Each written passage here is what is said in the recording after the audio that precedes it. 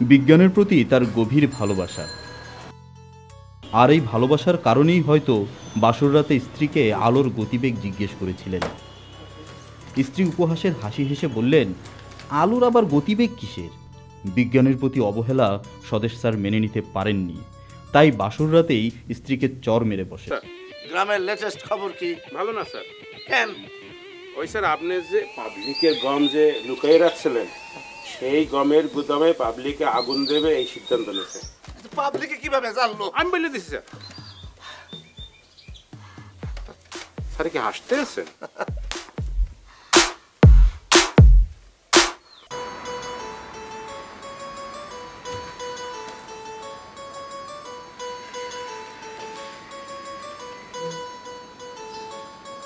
ইনি হচ্ছেন স্বদেশ স্যার।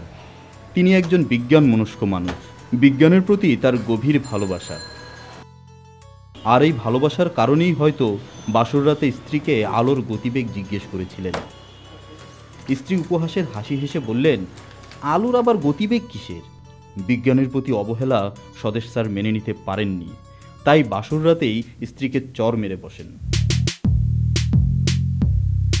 পরদিন সকালে উঠে স্বদেশ স্যারের স্ত্রী বাপের বাড়িতে চলে যান। এরপর আর ফিরে আসেননি। কয়েক মাস পর অবশ্য ডিভোর্স লেটার পাঠিয়েছেন। স্বদেশ স্যারও আর বিয়ে করেননি।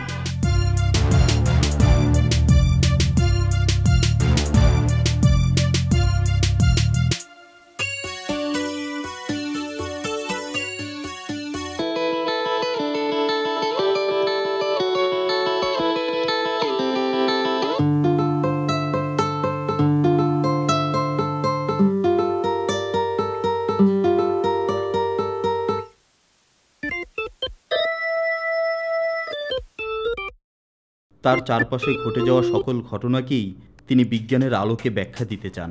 কিন্তু দুঃখজনক হলেও সত্যি, চারপাশে ঘটে যাওয়া অধিকাংশ ঘটনারই তিনি কোনো বৈজ্ঞানিক ব্যাখ্যা খুঁজে পান না।